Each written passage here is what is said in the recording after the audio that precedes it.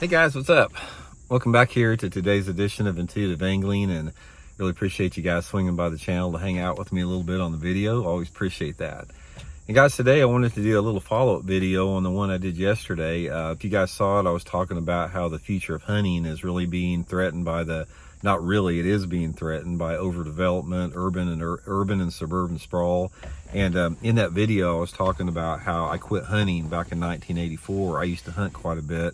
And I had something pretty traumatic happen, and a lot of you guys were wanting to know what that was, so I'm going to talk about that in today's video and let you guys know about it, and I think you guys will enjoy the story. Also, guys, before we get started, just a quick reminder that Tackle Warehouse has got a really big Labor Day sale going on right now, 15% off anything on the website there. I'll put my Tackle Warehouse link in the description. If you guys use that link, it's a great way to support the channel and get you good deals on some tackle. And also, guys, Solarbat has a Labor Day sale as well, so I'll put that Solarbat link in the description if you guys would like to check out some of my RB2 series sunglasses. So really appreciate that.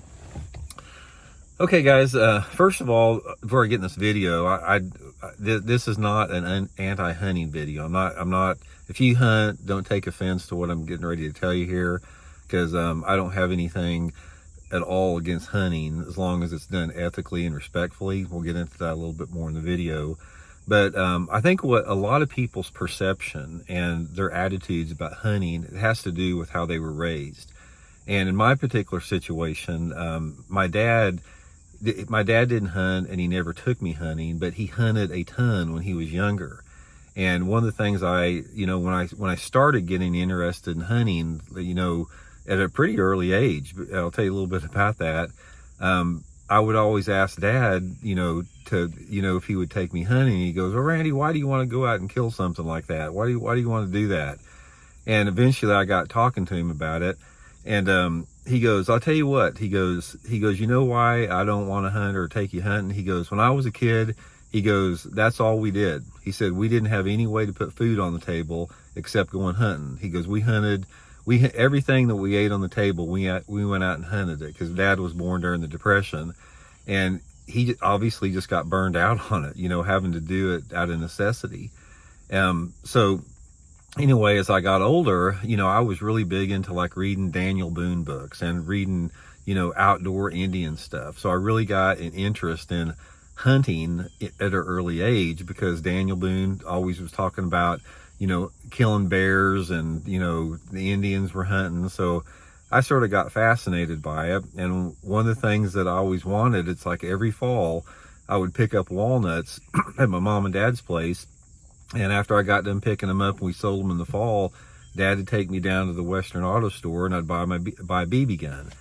And we, my mom and dad had about 15 acres there, wooded and pasture. So I'd take my BB gun, I'd go down to the creek, and I'd like shoot minnows with it. And then I started shooting birds with it. And Dad found out, and he goes, "Randy," he goes, "why do you want to," he goes, "you do not be shooting those birds." He goes, "Why do you want to shoot a bird just to be killing it?" And made me feel bad about it. But it's like I had this desire to want to hunt. It was like innate in me. And and I didn't really understand it, because if I shot a bird with my BB gun, I'd feel terrible about it, about shooting it, but then I'd want to go out and do it again. It was really a weird sort of an inner turmoil inside my own, being that I was fighting with. So eventually that led to the point where I got interested in trapping, because my dad had a lot of steel traps left over from his dad, because back in the Depression they used to trap too for food right there at the place, because my dad had lived at the same place that we lived at since the 1930s. He grew up there too, so he trapped and hunted that whole area. So I took a couple of my dad's steel traps and I set them down there in the field, and I remember, baited them, everything. And one day I came back and there was a squirrel egg in the trap, and that squirrel had chewed its own leg off to get out of that trap. And it's like, that sort of like spoiled me on everything. It's like when I saw that, now here I'm only like, 11 or 12 years old. So that just like horrified me, that this squirrel would chew its leg off. And I quit doing it. I quit shooting birds. I quit trapping and everything. So Anyway, time went on, and I, grew up. I didn't hunt and everything, and I started meeting some guys when I was in high school and college that liked to hunt. So they got me back into hunting, and I didn't have any guns, but Dad would let me use all of his guns. He had all the guns. All of his guns were like 100-year-old double barrel shotguns and old single action 22s and stuff like that for hunting. And Dad reluctantly would let me use, his guns to go hunting with. But every time he said, it's like, Randy, why do you want to go out there and shoot that animal? You don't need those animals to eat. You got plenty to eat here. Why do you want to do that? And don't get me wrong, guys. I understood what it meant to get your own food, because we raised cows at the house too. And every fall we'd butcher a cow. And when we butchered a cow, Dad would make me come out there with him to watch. And what would happen is the butcher would come out there to our place. He'd back his big truck up there. He'd go, we raised a steer throughout the whole year, and I fed the steer all year long, petted it and that type of deal. The guy would go right up to the steer with a 22, shoot it right in the head. The steer would drop to the ground. Guy'd go up and slit its neck, and then he'd hoist the steer up on a winch, and he'd start skinning it and butchering it. And the whole time he was like drinking coffee and talking to my dad and talking to me like it was just a matter of factly. But I got to watch from start to finish, killing the animal, butchering the animal, sectioning it up. So I understood what death was. I understood what it meant to actually be there to see what you were actually eating. So I wasn't disconnected from that.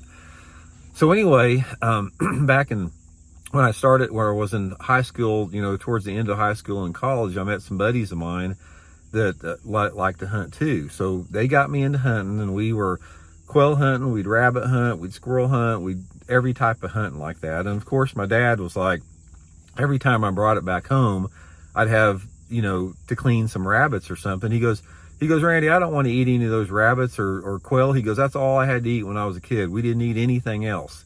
So I got feeling bad about it, because I was the only one eating them, and I had to cook them myself because Mom and Dad didn't want to cook them for me, because again, they had to do it their whole life. So anyway, this went on for, a few years, and it came up to be 1984, and I'd been deer hunting.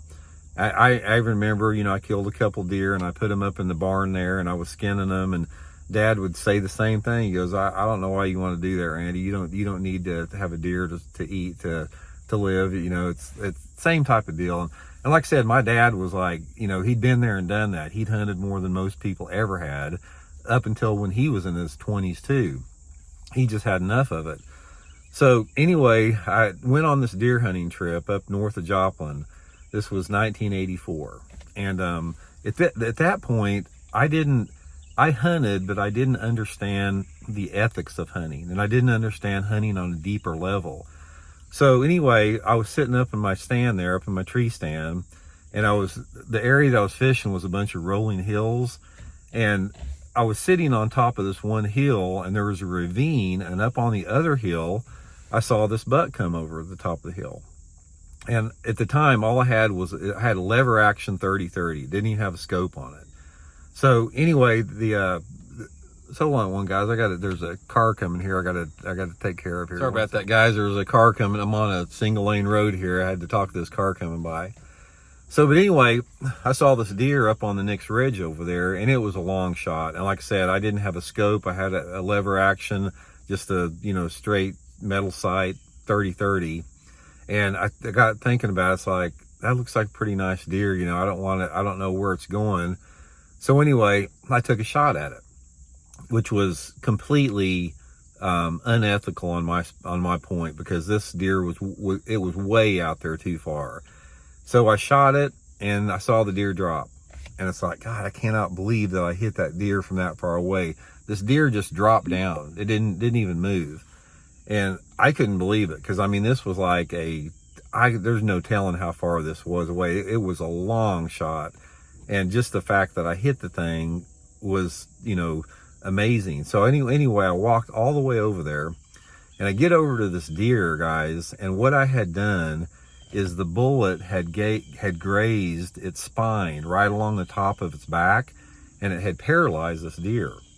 And this deer was laying there suffering, quivering in pain. It was like looking at me the whole time. It was up on its side like that, looking at me. And I just said, what the hell did you just do there, Andy? That is the most disgusting thing that you have ever done in your life right there. You took a shot at a deer that you shouldn't have taken, and you created this, excuse me, you created the suffering that this deer is experiencing right here. I had this just this disgusted feeling, this sick feeling in the pit of my stomach after shooting this deer like that, and actually seeing the suffering I caused with this deer. And I obviously shot it to put it out of its misery, and took it home, butchered it. And on the way home, I said, I'm freaking done. I am never going to go through that again. That right there, that deer taught me a lesson. I said that maybe that deer was put here to teach me a lesson, that the way my viewpoint on hunting was just completely screwed up. And I hadn't picked up a gun to hunt since then. That was like just seeing that deer. And a lot of you guys can relate to this. Some of you guys maybe not, but some of you guys can relate to that. But there was like an energetical exchange between me and that deer at that time on some spiritual level. And like I said, some people will understand it. Some of you guys will say, whatever, Andy, you're just freaking out there in left field. But it was a real energetical exchange, having this deer look at me completely in the eye like that. And you got to realize, guys, this is something. I was a hardcore hunter. I trapped, I hunted. I'm not talking about some guy that just walked out in the woods that didn't know anything about killing or death. I had killed hundreds of animals, everything you can imagine. So it's not like I was some just dude that fell off the turnip wagon and had some bad hunting experience.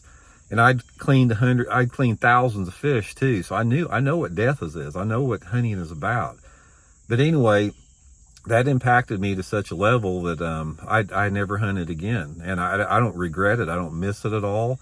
And now I gain the satisfaction and appreciation I get from just nature observation and working to protect wildlife habitat is far more gratifying than anything that I could ever experience anywhere else.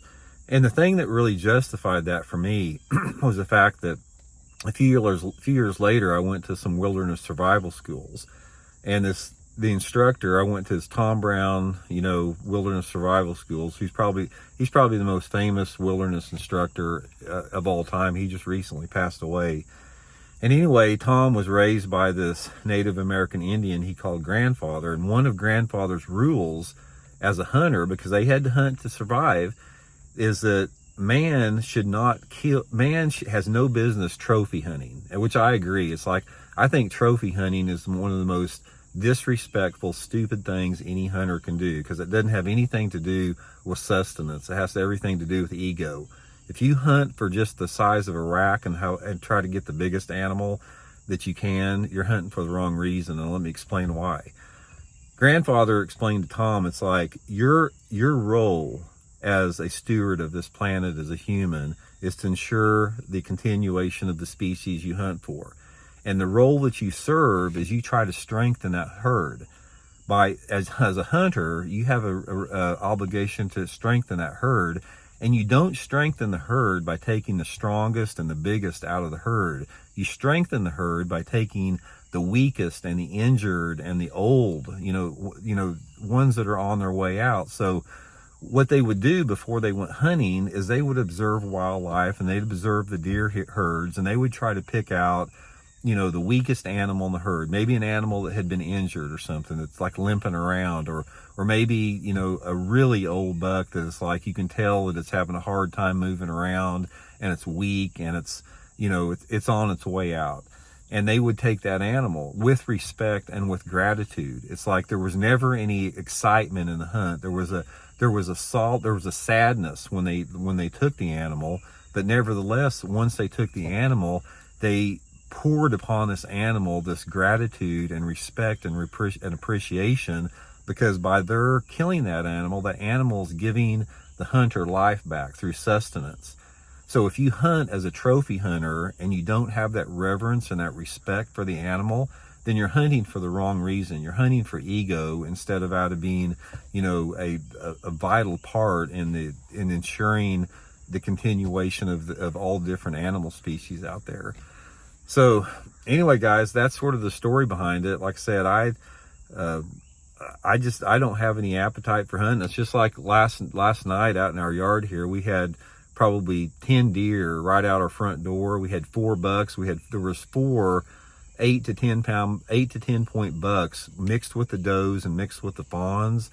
We feed them here, feed them corn, you know, try to give them a little sanctuary. And just the wonderment and the appreciation that I have for watching those deer out there far exceed any type of experience I had when I was actually killing them. So anyway, guys, that's the reason why like I said, I don't have any desire to hunt anymore. I don't have anything against people that hunt. I do have things against hunters that are disrespectful and unethical, poachers, ego hunters, horn hunters.